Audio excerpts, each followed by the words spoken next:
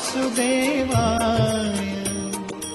ॐ नमो भगवते वासुदेवाय।